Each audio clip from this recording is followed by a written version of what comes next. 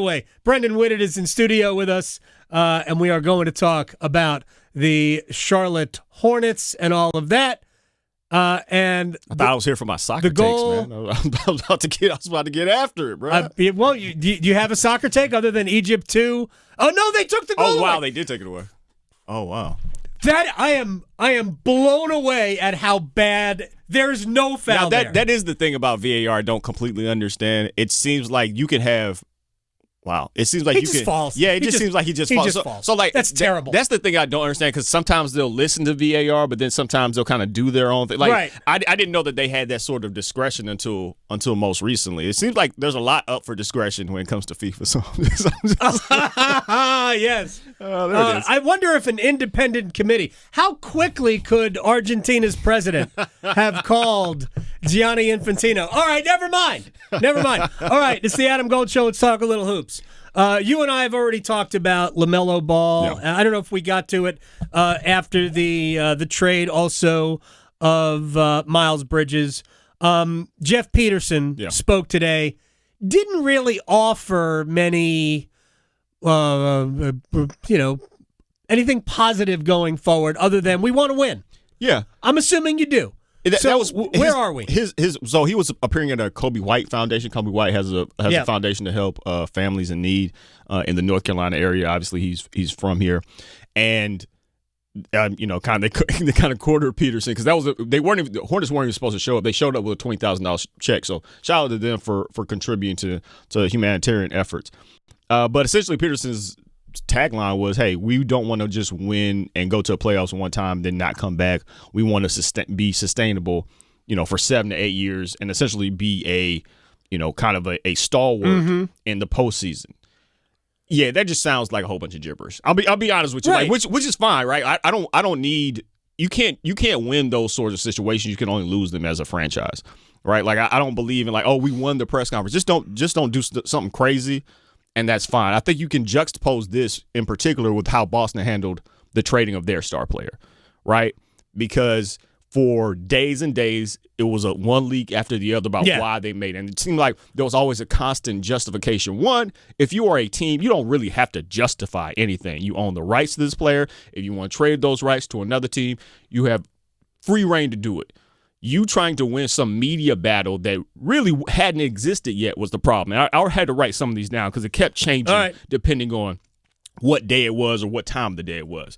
So the first thing you hear is from Bobby Marks, who is not an NBA analyst. He's a cap analyst, right? Which is an important distinction because he usually doesn't speak this way. But he was like, well, I was talking to one executive and we had Jaylen Brown as the 7th best player on the team. Now look at here. That is one of the dumbest things I've ever heard. And he's a top 5 MVP candidate, right, for the duration of the season. So when you say stuff like that, it's very salacious, but it's also kind of a little bit cowardly. If you're not going to put somebody's name on that, having just this, list the six. Yeah, this salacious sort of banter isn't. I don't think that's appropriate to just put out there. You can't just put out anything and be like, well, it's an anonymous source, so I can't tell you who it was. Okay, well then don't bring it up because everyone knows that's foolishness. I mean, I can't name 6 Celtics, not name Jaylen Brown.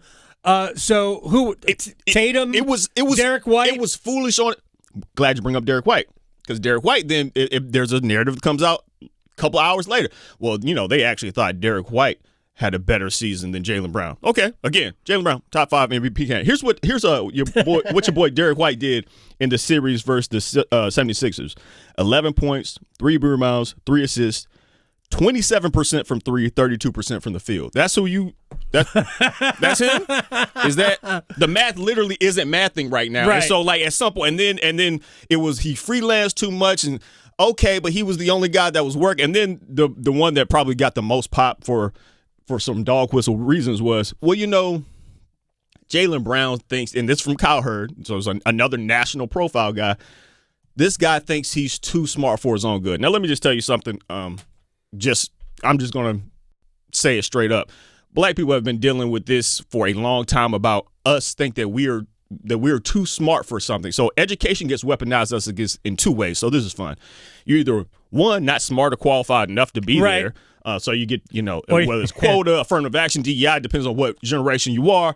But you're not supposed to be here. You're only here for this, that, and the third, not because of your ability. So okay, you're not good enough here. Wait, you know what? Now that you have these degrees and you have this resume, you're a little bit, you think you're a little too big for your britches, you're a little bit too smart. So that's a fun minefield to kind of Euro step through constantly. But even past that, it became an analytics versus eye test thing. Sure. And that's the thing that is most annoying because I don't think either one should be 100% the holy grail of anything. Analytics will provide something. So there are some things that you look at Jaylen Brown, his true shooting percentage for a guy who has that kind of usage rate is a little low. His assist to turnover ratio, not what you want. He's not a playmaker in that regard, which is why I think Tatum is a better offensive player. But you also then have to get another deep, if you really want to deep dive into the analytics, is, well, yeah, part of that is also because Jaylen Brown was a heavy ISO guy for them. You have to have an ISO guy that can just go get you a bucket. Sure. When your offense isn't working, which is what happens a lot of times in the playoffs, you need somebody to do that. So Jalen Brunson is a heavy ISO guy. Exactly. Isn't he? But that will sometimes bring down your overall numbers, right? And so ISO, just as a general rule, is not a great play. It's your points per possession are already low to begin with. Jaylen Brown over-indexes in that regard, but overall, as an aggregate, it can tear down his numbers. But you have to have that guy. It's why you can't have Derek White being your best player in a playoff series because, hey, he's a good role player. Sure. Stars win chips. And so that whole thing, like, you don't have to keep leaking stuff out. If you're Boston Celtics, and this is essentially what Sam Cassell said and what Brad Stevens said yesterday, the GM, Sam Cassell was on the coaching staff. But it was essentially like, hey, we didn't want to commit this amount of money to two guys long term. And so, therefore, we needed to make a difference. That's really all you had to say the entire time. Now, a good follow-up was you still have two guys. Now we're getting back to Charlotte. Right. You don't hear anything about LaMelo. You don't hear, hey, we made the trade. We think that this is going to make us better moving forward. Right. That's it. And so, like, you could be mad as a fan base, and I still harbor some of this anger too. But, like, you don't have to keep justifying it, and by justifying it, you're going to start tearing down this player that you just traded, particularly one that had as much success as Brown did, and you didn't need to do that with LaMelo, considering that he is a fan favorite, and there's no reason to build animosity amongst your fan base. I think that's it's not going to be a satisfying answer to anybody, but it is the corporate line, and I think it's a good one to toe. All right, so let me first of all, Egypt just scored now, and that one's gonna stand. So it is 2-0 to Egypt. They are now in the 68th minute. We are about to have the end of the third quarter. They might be the legitimate better team. I mean, they have certainly played like it. And you know what? On a given day, that's all that matters. On a given day. All right, so we would have wanted Jeff Peterson today to say, here's why we think this move works out for us. Gives us salary flexibility. It opens up options for us going forward. We think that last year they weren't a great defensive team. Right. They were an elite offensive team. Exactly. We believe that in order to take the next step, we need to be better defensively. We think that our current group wasn't going to get to that end. And we didn't want to invest X amount of dollars if we're still just going to we got to score 140 to beat good teams. He could have also pointed out that in big games, in tough situations, they went away. And part of that could be just the defense, right? Part of that could be maybe LaMelo didn't have it in those games, those types of games. I always say this, I've never been a huge fan. But I also, last year, I'm like, okay, now I see. I see what the talent. But we didn't hear any of that. Yeah. So it really starts from the top, willing to say what is, and I think Brad Stevens has done a better job of that. Now, I want to get to Boston in a minute. So where do the Hornets go from here? They're not a place that really attracts high-level free agents. No, and they never will be. Right. Like that's not. We also don't have a lot of high-level free agents that just move teams. No. It's very, very. In order to be one of those guys, you have to be a destination place. You have to be Miami. You have to be New York. You have to be in LA. Which is why it's so incumbent upon when you see. So they also just received Dorian Finney-Smith and I think 3 second-rounders. They Charlie just absorbed his contract. Solid chance DFS never plays for the Hornets. They're probably going to waive him. But the reason that Peterson stockpiles those second-round picks is so that he can move up, and eventually they'll be can turn into first-round picks or attached to stuff, because trades and draft are the only way you're getting some of these guys that you really, really want on your team there. Right. You can overpay, and they did that one time with Gordon Hayward. He was already hurt, and that experiment didn't work, but it was fine. But, like, you're going to have to overpay guys if you want them to come as free agents. And even those guys are going to be kind of your middling, quasi all-star guys, right? Like, you're never going to get LeBron just, whenever that little list, the little whiteboard that Rich Paul put together, I kept looking for Charlotte, I couldn't find it. Right? Like that's just not about to happen. And so they know that the only way they can get guys in their building is going to sound bad, but almost through coercion, like either through the draft, where you absolutely have to show. Yeah, that's essentially what they have to do. And so they know that draft capital is extremely valuable. Well, that's the other way to do it, right? And they sort of did it in the last two drafts, right? Or three, I guess. Brandon Miller 3 years ago, and last year Con Knipple. And you've got to hit. Look, it's not like the odds are not in your favor, right? But Giannis wasn't a top. Where was Giannis placed? Like 13th? Yeah, he was like 10th. Right? Back end of the lottery. Jokic was a second rounder. Yeah, Jokic is second. You have to. Those are the guys you have to hit on, right? Not Jokic level second round hit, right? But you have to hit on guys. Draymond Green was the second rounder, exactly, and that's why I think Salon and he's going to be on the summer league team. Salon is a really interesting prospect because they got him and he was going to be raw. He's incredibly athletic. That basketball IQ really it'll make you tear your hair out if you're a fan sometimes, because it just doesn't seem like he understands what's going on. This is going to be a big time year for him. Obviously, this is going to be extension eligible after a little bit, but just getting something for him. Remember, he was a number 6 pick in 2024.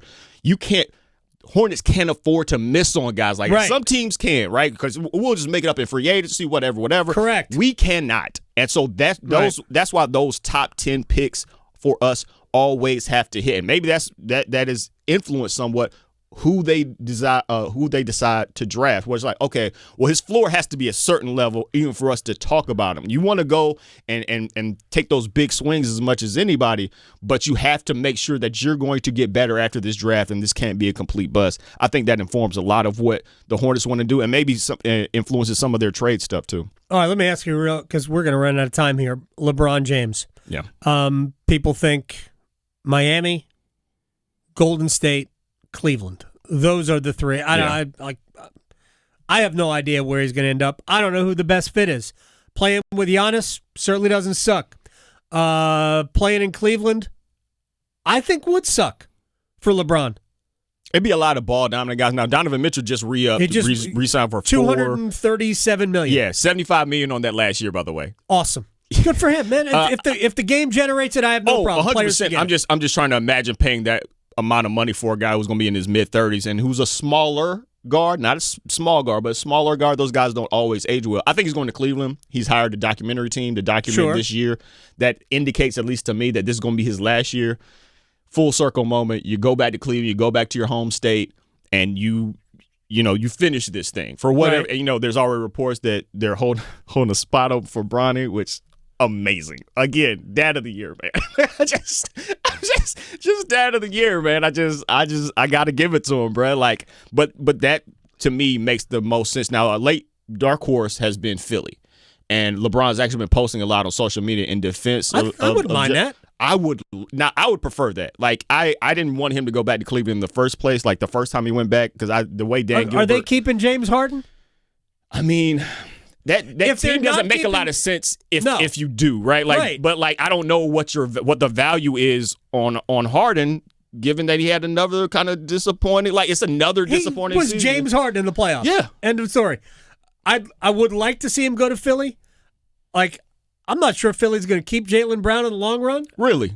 I could certainly see them using him to get more picks. I'm pretty sure that Boston is ultimately going to trade. I feel that way Paul too. George. I don't think they're. That's going to be that's a little bit of the albatross of a contract.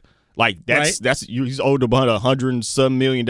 He's got a player option for next year, but I'm gonna have a hard time believing he's gonna turn down $55-60 million or whatever it's gonna be at that point in his career. Gosh, it's amazing, these contracts. Man, yeah, I just looked at my account earlier today. I was like, oh man, you don't have a player option. Do you? That's the problem. I needed that was my big mistake. I should have had a player option. I don't know why I didn't. It's really it's really my fault more than anything else. Does Miami? Well, forget about Miami. I think you and I have talked about this before, but the fantasy of one of the oldest teams in the history of sports, like it would be like the Champions Tour of the NBA with LeBron and Steph and Draymond. I mean, what's his name from Dallas? Why am I drawing a blank on his name? Shooter. Nowitzki? No, the former Warrior. I'm blanking completely. We are. Yeah, 100%. And you're not even old. So, like, are they really going to try to constitute something like that? Sorry. Klay Thompson. Yeah. Thank you. I mean, it looks like that was at least something that they talked about, right? Like, and it kind of reminds me of that Did team. Dwayne Wade come out of retirement? Right. But like, think about it. You remember the Gary Payton, Kobe, Karl Malone, Shaq Lakers. Team. They were really good until physically they just broke down, which is what I have a hard time believing that Golden State team wouldn't break. Like, guys have already, Steph missed a ton of time last year. Draymond has been like, you're 38. You're old, LeBron man. Like, 40, you're basketball old. 41. Not old for the world, old for the club. Like, you just, it's too old for this. And I would have loved to have seen this a few years ago. Now, I don't know. Also, if I'm being honest, I'm not sure how well Draymond and LeBron would play together. I don't mean from a chemistry standpoint. I mean, not from a personal standpoint, but from a chemistry one. Neither one of them are great shooters. LeBron just came off 32% from three. Draymond has his limitations there. I know defensively they would be helpful, but like even with great shooters like Steph, you still have to be able to generate space. And I wonder at this point in their careers how well Draymond and Brown would actually maybe play they can't play together. You'd have to stagger their minutes for a large period of time. But it also is how does he fit in with whatever Golden State tried to do this thing where they were still winning but still wanted to get younger so how does that work? Like, are you just completely changing your timeline just for LeBron? Okay, right? Like but you have to. Those are a lot of moving pieces there, and he's not going to fit completely seamlessly. Even though basketball IQ and they have played together Olympics, that's the different thing from playing together. And so you want to balance playing together enough, also sitting these guys enough so they got something left in the tank for the postseason. That's a hell of a needle to thread. I'm assuming Kerr would be able to do it because he has the respect of those guys. But man, you're asking a ton from a management perspective to load manage, but also make sure the chemistry's right and make sure that's so silly. It's a lot, man. The combined number of games missed. And Butler too. Don't forget Butler Jimmy too, Butler's right? 37. What do you? And Butler's missed a nice chunk of. I forgot he was minutes. on the team. Yeah, well, he didn't finish the season, right? Like those are the things that happen. So how do all again another non-shooter, right? Like that Butler isn't a 3-point shooter. So like just from it sounds cool in your head. On 2K, it might be super fantastic. In real life, I just don't know how it really fits. I'd love to be wrong. I'd love to see that. Like I'd love to see him make one run with Steph, which is I always thought that their chemistry would be out of this world, even more so than probably Kyrie or Wade that he's played with previously. But what about LeBron to Dallas? Look, man. I just want to see him have a shot at one last title, wherever that is. Cleveland doesn't, on basketball sense, at least as the roster is currently constructed, make the most sense to me. But, if that's where his heart is. Could he go to the Knicks for a league minimum? Well, Rich Paul came out and said if the Knicks hadn't won, he would have just gone straight to the Knicks.